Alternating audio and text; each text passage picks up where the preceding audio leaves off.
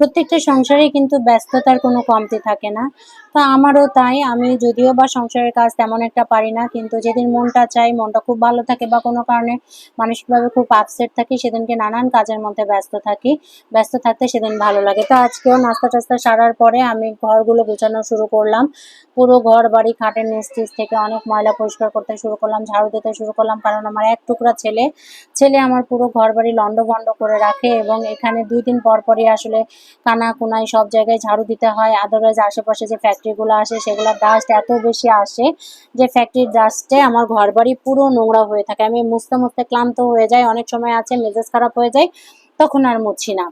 তো ঘরগুলো ঝাড় দেওয়ার পরে আমি পুরো বাসাটাকে মুছে নিচ্ছি। এজন্য আমার মা, আমার বোন অনেক রাগ করে যে, "প্রত্যেকদিন কি ঘর মুছতে হবে নাকি?" কিন্তু আমার কাছে না ব্যাপারটা একটু খারাপ লাগে যে আমি যদি প্রত্যেকদিন না মুছি, আমার কেন যেন অস্বস্তি লাগে। মনে হয় যে পায়ের সাথে আঠা লাগছে, পায়ে বিরক্ত লাগছে। দেখেন গরিব মানুষের একটা ভাঙা চেয়ার, তাও সেটা পড়ে যাচ্ছে, সেটাও থাকতে চাচ্ছে না। এই চেয়ারটা হচ্ছে আমার ছেলে নতুন করে দিয়েছে, তাই জন্য চেয়ারটা এত সুন্দর। তো এবার আমি এই রুমটাতে সাধারণত আমাদের থাকা হয় না, গেস্ট আসলে থাকে, তো প্লেইং রুম বলি আমি। আমাদের এই প্লেইং রুমে আমি এখন মুছতে এসেছি। এখানে আসলে আমার ছেলের অন্তত ৩ বস্তা খেলনা আছে এখনো স্টোর করা। যে খেলনাগুলোকে প্রত্যেকদিন সে নিয়ে খেলবে আর ছন্নছাড়া করবে। আর আমাকে হচ্ছে সেগুলো গুছাইতে হয়। তো এখানে এসে এই রুমটাকেও আমি একটু গোছাবো পরে। আগে হচ্ছে খেলনাগুলোকে সরায় নিলাম। এই সমস্ত জিনিসপত্র হচ্ছে আমার বোনের। তো রান্নাঘরে আমার কাছে মনে হলো যে একটা নতুন র‍্যাক আনা দরকার। তাই আমি একটা ছোট্ট এই ধরনের র‍্যাক কিনে এনেছি।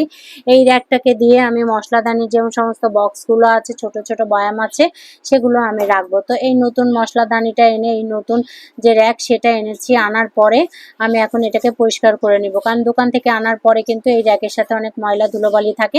আমার কাছে ইদানিং মনে হয় যে রান্নাঘরটাকে যদি একটু গোছানো যায়, আমি প্রত্যেকদিনই আসলে অল্প করে গোছানোর চেষ্টা করি এবং যেগুলো অপ্রয়োজনীয় জিনিস সেগুলাকে আমি বাদ দিয়ে ফেলে দেওয়ার চেষ্টা করি। আমার ভয়েস দেওয়ার সময় আপনারা টুকটাক অনেক ধরনের শব্দ শুনতে পাচ্ছেন।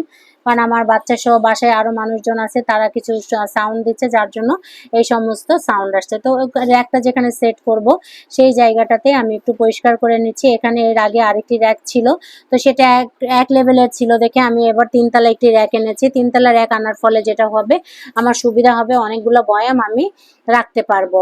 তো এখানে এই জায়গাটাতে পরিষ্কার করে নিচ্ছি এবং রান্নাঘরটাকে একটু খালি রাখার চেষ্টা করতেছি। তাহলে হবে কি, এখানে আমি অনেকগুলো হাঁড়ি-পাতিল রাখতে পারবো। রান্নার পরে যে সমস্ত হাঁড়ি-পাতিলগুলো হয়, তরকারির কড়াই হয়, সেগুলো ডাইনিং এ সরাসরি নিয়ে যাওয়া লাগবে না। তাহলে এই র‍্যাকের মধ্যে আমি সবকিছু সাজিয়ে রাখলে আমি অনেকটা স্পেস পাবো রান্নাঘরে জিনিসপত্রগুলো রাখার জন্য।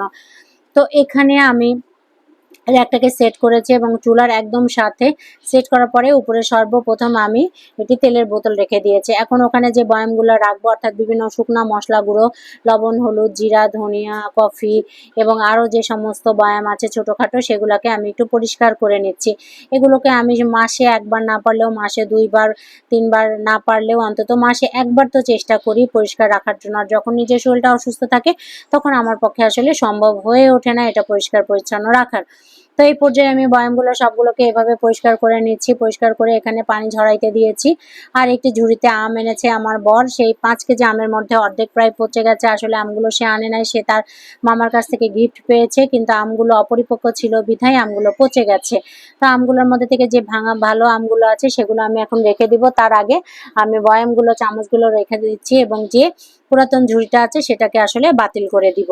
এই পর্যায়ে আমি আমার র‍্যাকটাকে সাজাচ্ছি। আসলে নিজের কাছে গুছিয়ে রাখলে, পরিষ্কার পরিচ্ছন্ন করে রাখলে কিন্তু নিজের মনটাও ভালো লাগে। নিজের হাতের কাছে যদি সবকিছু পাওয়া যায় তাহলে কিন্তু ভালো লাগে। এই র‍্যাকটাতে সবকিছু সাজানো গোছানো থাকলে হবে কি, আমি ছাড়াও যদি কখনো আমার বর বা আমার বাসায় কোনো মেহমান আসে, তারা যদি কোন বয়ামে কি আছে সেগুলো বের করতে চায়, তাহলে কিন্তু খুব ইজিলি এখান থেকে বের করতে পারবে এবং সুন্দর করে রান্নার কাজে সেগুলোকে ব্যবহার করতে পারবে।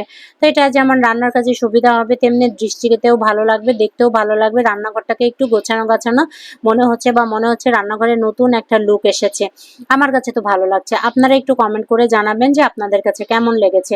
এখন এই র‍্যাকটা নিশ্চয়ই আপনারা দাম জানতে চাইবেন যে কোথা থেকে নিয়েছি, কেমন প্রাইস বা কোন ব্র্যান্ডের। হ্যাঁ, এটা হচ্ছে আরএফএল এর। এটার দাম মাত্র ১৬০ টাকা, কিন্তু আমি ১৪০ টাকা দিয়ে কিনেছি। কারণ আমি বরাবরই যে দোকান থেকে কিনি উনি আমার কাছ থেকে বেশ কম রাখে এবং আমার রেফারেন্সে যারা যায় তাদের কাছ থেকেও উনি অনেক বেশি কম রাখে। এটা হচ্ছে ওয়্যারলেসের একটি দোকান থেকে আমি নিয়েছি।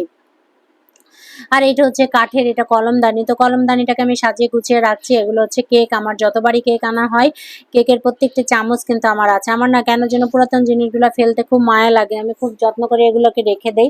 তো আমার বর রাগ করে, তোমার আরো কিছু লাগবে, আরো কিছু রেখে দাও, এভাবে সে চিৎকার চেঁচামেচি করে। কিন্তু আমার কাছে ফেলতে কেন যেন মায়া লাগে। যেমন আমি যদি দই আনার পর হাঁড়িটা থাকে, আমি হাঁড়িটাও সুন্দর করে পরিষ্কার করে রেখে দেই যে এর মধ্যে গাছ লাগাবো।